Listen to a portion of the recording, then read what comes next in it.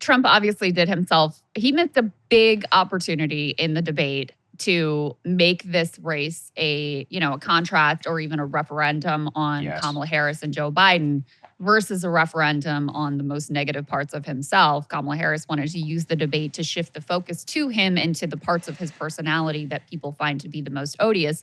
And she succeeded overwhelmingly. At this point, it's undeniable when you look at the polling shift post-debate, when you look at the number of people who said they thought she won the debate, including a significant chunk of Republicans, when you look at her favorability ratings going up and Trump's going down post-debate, when you look at, how people felt they answered questions on the various issues. So it's, the verdict is fairly clear in terms of how that debate went for Donald Trump. And one of the people who noted this was Joe Rogan, who made some interesting comments about how he thought this debate went. Let's take a listen. Did you watch the debate? Yeah. Bro, I forgot. Let me tell you, before I say anything, I just want to say, whoever's helping her, whoever's coaching her, whoever's the puppet master running the strings, you did a fucking amazing job. She did a great job. They did an amazing job from the moment Biden drops out, forcing Biden to drop out. Right, whatever they're doing, whoever's writing those speeches, getting her to deliver them, coaching her, she's nailing it. She nailed that one speech. She's like, "Say it to my face." Oh yeah, everybody's cheering. Yeah, she nailed it, dude. And then last night, to me, when I was like, "Oh my god, this is jujitsu," where she's like, "If you go to his rallies, his crowds are boring. They're tired. They all leave early. My crowds are the best crowds. I have the number one crowd." He couldn't help himself. And she got him. I mean, it's so obvious what happened. And they really, even more than the content preparation, it was, somebody else said this that I'm borrowing from, but it was like a psychological preparation for exactly what was going to get him where he couldn't resist. And it truly is an amazing moment when she gets asked this difficult question about immigration. She does a little, blah, blah, blah. I prosecuted transnational gangs, et cetera, et cetera. But let's talk about his rallies. The moderator, David Muir, comes back to him and actually asks him a follow-up question on immigration. And he says, I'll get to that, but I got to talk about the rallies. And from there on out, she had him dancing to whatever beat she wanted him to dance to.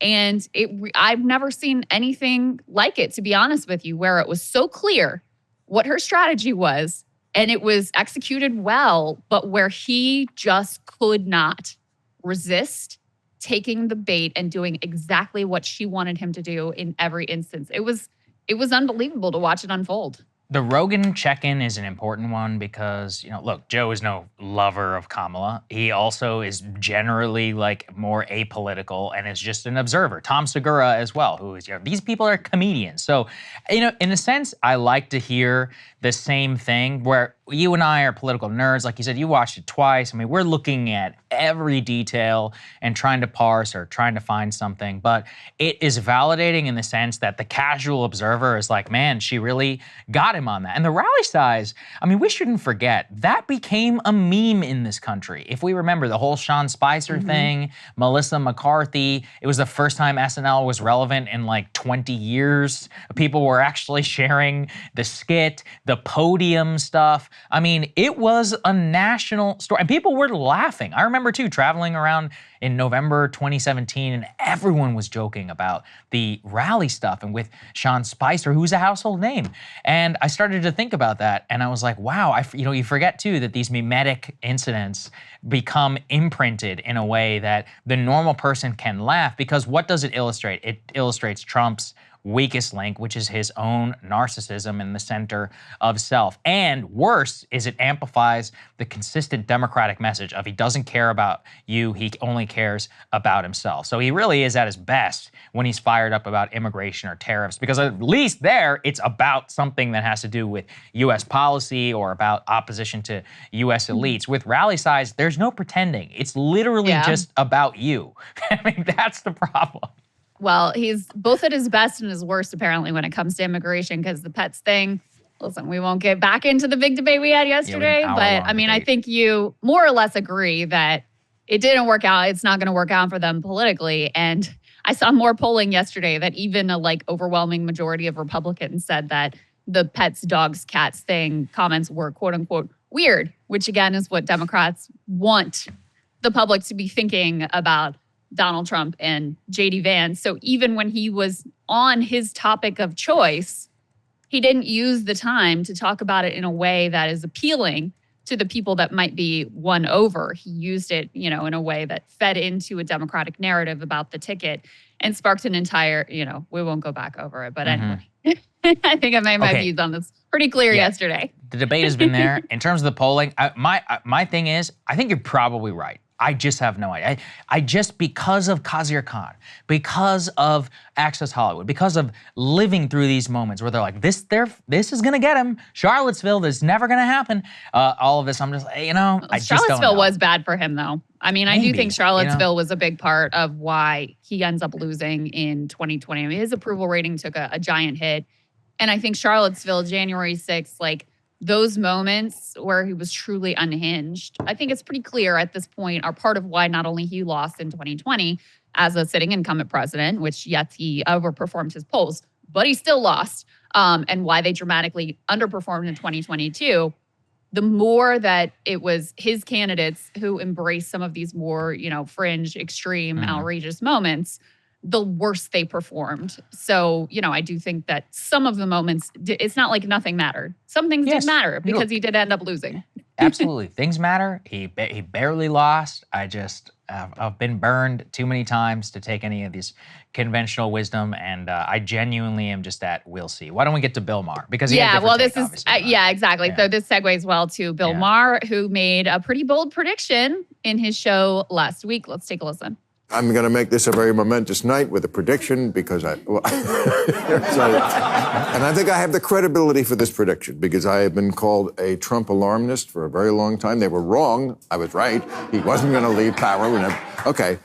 But ever since then, and since the Hollywood Access tape where he said, I'm going to grab him by the pussy, and he survived that, every time he's been done crazy shit and gotten himself in trouble, I said, no, it's not over. I've said that. I've argued with people. Brett Stevens, my good friend, he's on the show next week. He said at one point a few years ago, the Trump thing, I said, no. Tonight I'm saying, I think it's over. I just want to bring up an analogy to one person. Even before we were around, there was a guy named Joe McCarthy in the early 50s, and he had a hold on America. And it blew out in about 2 years, right? 2-3 years, he was the biggest thing, and then it was just, and I feel like eating the dogs, we're at this point. I feel like we're at the Captain Queeg with the strawberries, we're at Denzel at the end of Training Day, I'm King Kong up here. I just think he's gonna lose. What do you think, Saagar, about that? I don't know. I mean, listen, Bill's history is a little off in terms of McCarthy. McCarthy lasted a lot longer than, it's not wrong. The peak was definitely there for 2 or 3 years. What Bill is alluding to is this idea of like a have you no decency, sir movement, which, has been cast as the general end of McCarthyism. But the idea that he's trying to get at is that this is the official breaking point, for the American electorate with Trump. And I just don't see evidence of that. Also, that coincided with a genuine down spiral for McCarthy, not in the way that Trump is spiraling. He's still with it. McCarthy was a literal alcoholic and came to death. Maybe I'm taking it a little bit too literally, but it is important to just think about what he's trying to say is this: there was this phenomenon. It took over the whole country. It was massively popular. It had its hold on American politics. And then this was the breaking moment. People at the time intuited actually that probably was the end. And I don't intuit that yet just because I can't. When the man still has a toss-up 50-50 chance of being elected president of the United States again. And if we look and at the polling and how much closer he is today, the possibility of his victory looms larger than it did in 2020 and in 2016. So I just don't think it's really as accurate. But look, maybe Bill is right. If Trump loses by 5 points, nationally, which I don't think will happen, but it's possible, then yeah, absolutely. But I'm not really sure we're there yet. Here's what I find compelling. I don't look to Bill Maher to have his finger on the pulse of the country at this point in his trajectory. I don't think anyone should. What actually stuck with me from our debate night coverage, Saagar, was the point that you made about how now we know how he's going to spiral, right? He's going to double down on the Laura Loomers and Corey Lewandowski. The people, the Chris LaCivita and the Susie Wilds are going to be on the outs, whether they, get actually fired or he just doesn't listen to them anymore. It doesn't really matter in terms of the outcome. And he's losing time to reset this race. And I think he does need to reset this race. There's another poll out this Morning Consult that has Kamala with a 6-point national lead. That's a doubling in her national lead with that particular pollster post-debate. And with the exception of one poll, that's been a pretty consistent post-debate trend. Now, you could say, okay, well, that, might be a temporary bump. Sure. But you have to see some sort of evidence that your opponent is going to be able to adjust and shift. And all we've seen is the contrary, is him, going in on his worst instincts, surrounding himself with the worst possible people he could surround himself with. And again, some people in some states are literally voting now. It is September 17th. It is very short period of time before Election Day. Trump himself has closed the door. And again, this shows the foolishness of his tactics to another debate. He's out, tweeting how much he hates Taylor Swift, et cetera, et cetera.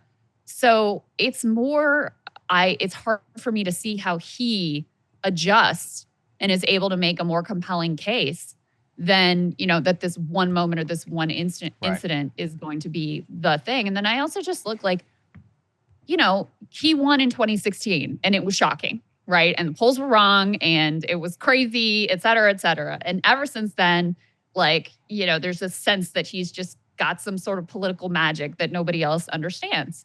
But if you just look flat at the record, they did poorly in 2018. He lost in 2020. They did poorly in 2022. And now here you are in 2024. And it's hard to see what's different. And it's easy to see that he is not the same candidate he was in 2016. He's lost a step in terms of his personal coherence. And he is aging, although not as noticeably as Biden. And he's lost a step in terms of his sense of the electorate and having his finger on the pulse. So that's why, I don't think Bill Maher is entirely off base to sense this as a pivot point, because it was one of the best opportunities for Trump to really seize the narrative in this race in a way that benefits him, and he utterly failed to do it. Very possible, Krystal. He also did that, to return to 2016. He surrounded himself with loyalists. All the Republicans denounced him. Everybody said he was going to lose. What was it? Kelly Ayotte and others were like, nope, I'm unendorsing him. I'm going to write in Mitt Romney. And he won. So the problem, too, that Trump learned actually from that time, and part of the reason I said that, is he has learned to actually trust his instincts. He has learned that his base instincts on top of surrounding himself by loyalists can and often does pay off for him. Now, obviously, that did not work in 2020, and that's part of the reason the January 6th insanity was as bad as it was. And I'm not talking about the actual, riot at the Capitol. I'm talking about Mike Lindell and the Overstock CEO in the Oval Office with Sidney Powell doing the whole fake elector stuff. That was, honestly, that's way worse, in my opinion. Just not only in terms of what the overall effect would have been, that's actually, if you look, is what he's being charged with federally. And so it's been a downside, it's been an upside, but it's one where, how old is he, 79, maybe 78? He's not going to change. That's why I made